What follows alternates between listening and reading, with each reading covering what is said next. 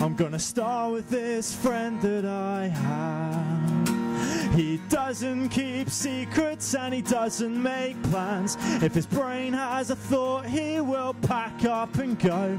And that's what I admire most. I know a girl with the most beautiful frame, but she wants no recognition and she's not seeking fame. She could open a smile that would wake up the dead, but she won't let it go to her head. Before Somewhere Between Here and the Stereo, I was in a punk band when I was about 15, 16, into bands like Blink-182 and, you know, all the sort of generic bands that you're in when you start playing guitar. And after that I went straight from there, that sort of disbanded, and I went from there to a metal band with 4 other people. So when I was songwriting, I was writing sort of for them as well. So with lyrics and melodies and stuff, I had to sort of incorporate that into what they wanted in the band as well. So I started Somewhere because I wanted to see what it'd be like on my own. And the only the only way you can start a band on your own is by having an acoustic guitar. And I loved all the acoustic sounds anyway that I found. When I was listening to a lot of punk albums, I realised that the songs I most liked are the ones were sort of the slowest ones that had more meaning to them. So I kind of felt like I wanted to write songs like that. So yeah, I wrote a few songs, got them together. They were heavily influenced by bands that I was into. A band called The Early November, who I'm really influenced by. They were really heavily influenced by that, so they just sounded like an English version of that, really. And I played an open mic night, just to like 5 friends and, you know, the person behind the bar, really. That was all that was there. And I quite enjoyed sort of being, not centre of attention as such, but I quite enjoyed that people liked my music, because people liked my music after I wrote it, after I wrote everything. So it's great being in a band and saying, people come up to you saying, oh yeah, this song's really good and stuff, but you kind of think, yeah, they are good. But, you know, I only wrote a third of it, or I only wrote a fifth of that song. I didn't write the whole thing. With regards to production, I started off like everyone starts off, really. Just you find some way of recording a lick down or a chord progression, and then like I actually used my phone to record stuff onto, just ideas and stuff. And then I bought what's called a Boss. It's just like a Boss digital 4-track recorder. I bought one of them, and then it's literally plug in, play, record. There's no EQ, nothing like that. It's just to get ideas down. And then I kind of found that I quite liked doing little things like panning and just little ideas that, like, you wouldn't write, but you only write them in the studio. So when you listen to the song back in the studio, you think, oh, I could do with that. And I quite like the idea of doing that. And I like doing it all myself, which helped as well, because it means, you know, you've got no one else there to say that's wrong or whatever. Yeah, and then I sort of just expanded on that, really. When I got a better computer, I bought Pro Tools, and then I started recording, just doing my own little jingles and things like that. And then I decided that I really liked EQ. EQ is the best thing in the world. It makes your guitar sound amazing. So I quite liked having the idea of writing and producing my own songs completely. And we got out at Waterloo Station and walked down the tubeway stairs. There's a busker playing guitar down here, I wonder how long he's been there. At least he makes the effort, unlike some other bands I know, who sit there on their asses playing the same old hometown shows. I want to start a revolution with this guitar strung in my hands. I've got a song called Guitar Strung Revolution, and that's about if you want something in life, just do it. You know, don't be afraid of anyone saying, "Oh, that's a bit stupid" or something, because you know you're not going to get anywhere. I saw a busker in London, and I was looking at him thinking, you know, he must come down here every day and, you know, play the same old songs for, you know, whatever money he's got. But, you know, he enjoys it.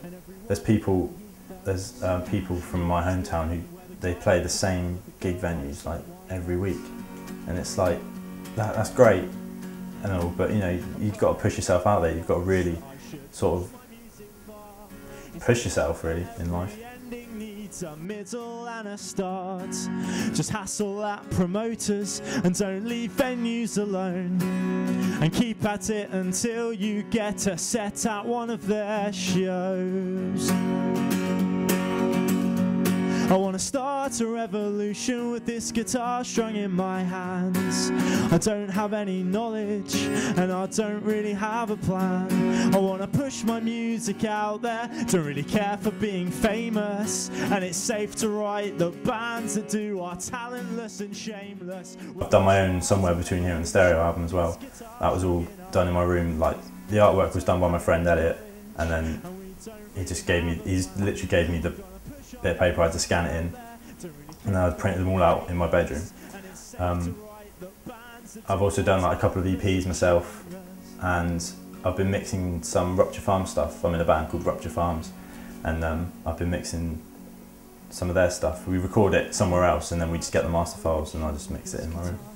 With my album, I originally was going to record it on that 4-track that I told you about, and then I kind of, because I quite like the raw feel of a CD, when like I quite like all the little mistakes and, you know, clips and things like that, because that kind of gives it a sense of authenticity. Then you don't get that clean, you know, too clean sound on the CD.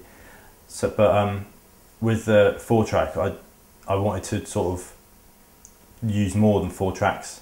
I wanted to have, you know, different guitars and things like that. So I decided just to buy Pro Tools, and basically I bought Pro Tools and a home studio setup, and studio monitors, and I used one mic for the whole of the Somewhere album. I think I just used a Rode NT1 microphone for everything, and it sounds fine. You know, I'm happy with the sound, and yeah, hopefully a lot of people are.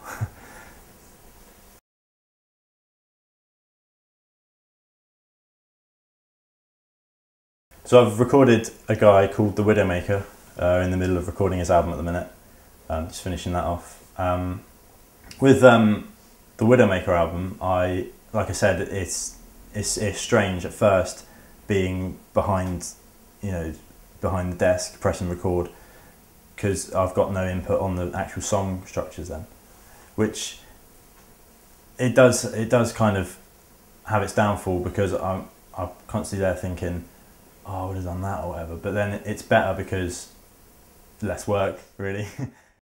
With regards to the Widowmaker album, it's, like I said, it was strange being the person behind the desk, just pressing record, because it means I've got no input on songwriting or anything like that, or at least I thought I didn't. And then, but as the album kind of went on, I sort of brought new ideas to Ian and said, what about trying this? And I'd sort of mix it while he wasn't there, and then send him a copy and say, what do you think of this? And you know, he loved it.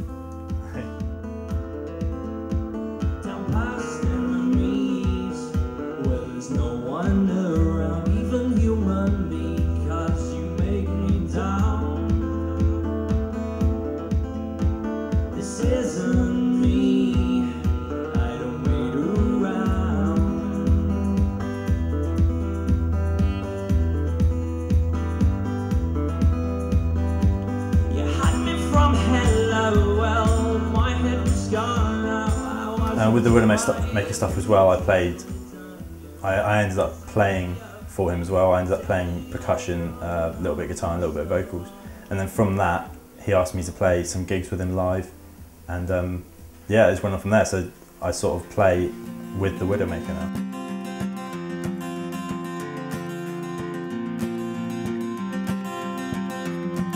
So I I come from a town where hopes and dreams become less of a reality, and the longer you're around, you'll find they're gone completely.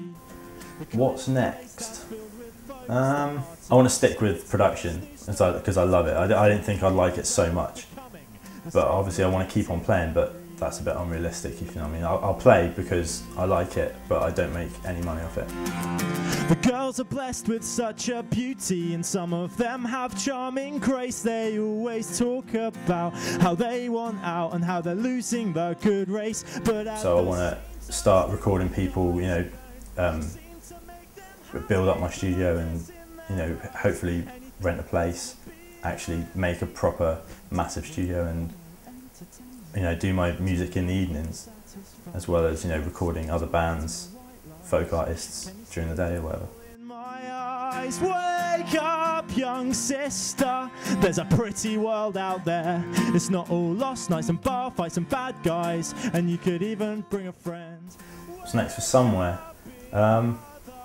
Well, I just want to push it really as far as it can go until people are so bored of it that, you know, I just want people to listen to it, listen to my stories, hopefully something they can relate to, and, you know, hopefully Glastonbury. Where everybody with a camera thinks they're a photographer who's taking pictures of a girl who thinks she's the next top model, and no one cares about your stories, they only care about your lips. They go to the same old bars and get with people their friends got with last week.